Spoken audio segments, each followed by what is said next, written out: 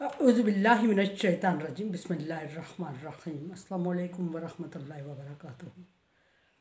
अल्लाह तबारक व तआला का शुक्र के कल हमारी सूरह कसस इख्तिताम पजीर हुई। अल्लाह तबारक व तआला अपनी बारगाह में कबूल फरमाए। आज हम सूरह अनकबूत शुरू कर रहे हैं। सूरह अनकबूत 20वें और 21वें पारे पर मुश्तमिल है और इस सूरत में मक्की सूरत है। सूरह अनकबूत मक्की है और सूरत की 69 आयात और 7 रुकू हैं। अब सूरत को सूरत अनकबूत क्यों कहा गया, इसकी वजह क्या है? अनकबूत सूरत का नाम है और हर एक सूरत का जब नाम होता है तो नाम की वजह होती है, नाम रखने की कोई वजह होती है और इस वजह को वजह तस्मिया कहते हैं।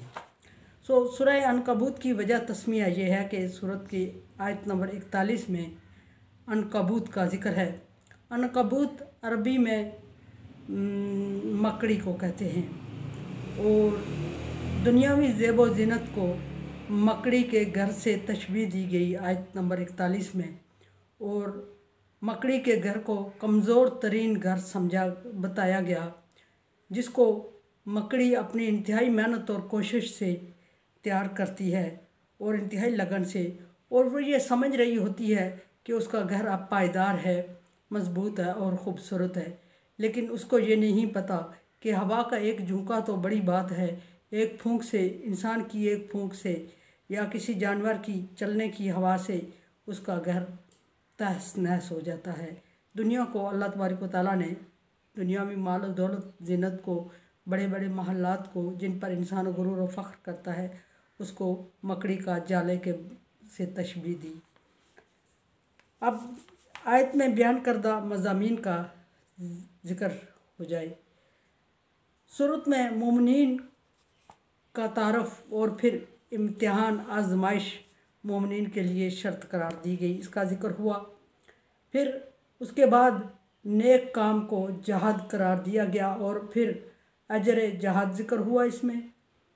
और फिर हर इंसान के लिए, यहाँ वालिदैन का मुसलमान का ज़िक्र नहीं बल्कि हर एक इंसान के लिए वालिदैन की अताअत लाज़म करार दी गई, बजाय इसके कि वो अल्लाह तबारक व तआला के साथ शरीक ठहरा रहे हों और औलाद को उस तरफ हुक्म दें या रहनुमाई करें। उस सूरत में औलाद उनकी नाफरमानी कर सकती है।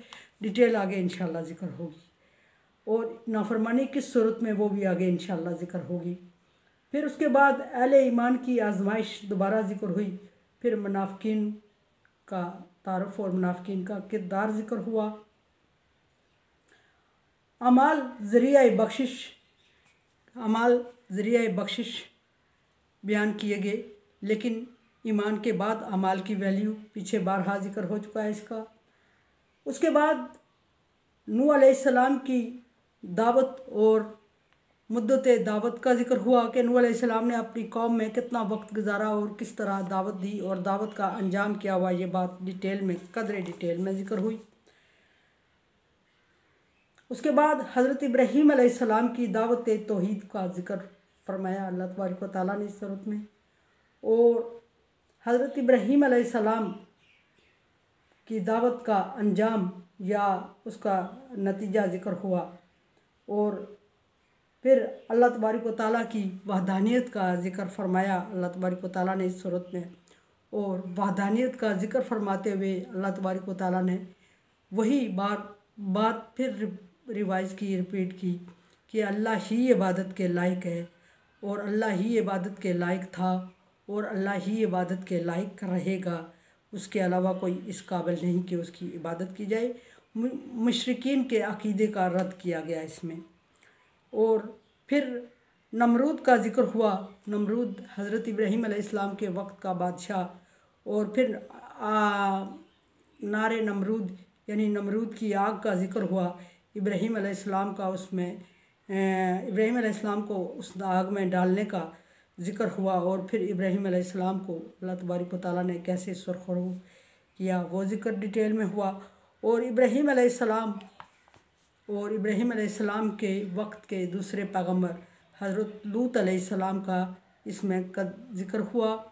और इब्राहीम अलैहिस्सलाम के वक्त में ही लूत अलैहिस्सलाम को मबूस किया गया था दूसरी बस्ती में।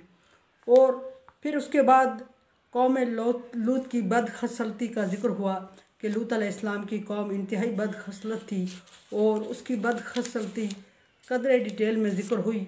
और फिर उस पर नाज़िल बदखसलती की वजह से नाज़िल होने वाले अज़ाब को ज़िक्र किया गया इसमें। और उसके बाद लूत अलैहिस्सलाम की कौम की तबाही और तबाही का अंदाज़ ज़िक्र फरमाए अल्लाह तबारक व तआला ने कि किस अंदाज से लूत अलैहिस्सलाम की कौम को तबाह किया गया। उसके बाद सूरह अनकबूत में अल्लाह तबारक व तआला ने बस्ती मदियन का ज़िक्र फरमाया और फिर बस्ती मदियन में अहले मदियन को भी ज़िक्र फरमाया। मदियन किस बस्ती को, किस पैगंबर की बस्ती को कहा जाता है और उस पैगंबर की कौम में पाई जाने वाली बुराइयों का ज़िक्र फरमाया और उनकी तबाही भी।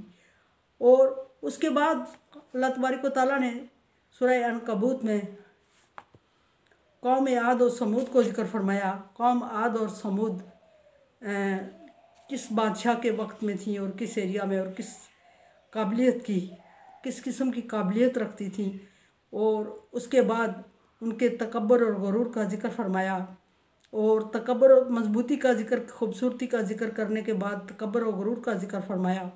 और फिर आद और कौम की आद और समूद की हलाकत का ज़िक्र फरमाया और असबाब हलाकत ज़िक्र फरमाए इसमें।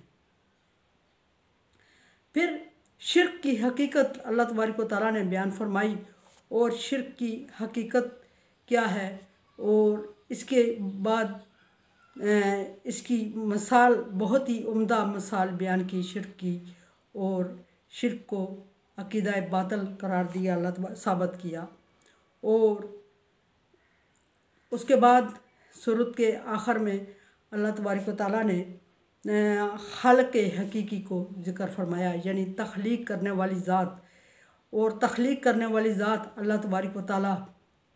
और फिर अल्लाह तबारक व तआला ने इस पर मिसाल दी और चैलेंज भी ज़िक्र फरमाया कि अगर अल्लाह के अलावा किसी शख्स ने कोई ज़रा, कोई मच्छर का पर भी तख्लीक किया हो तो वो सामने ले आए।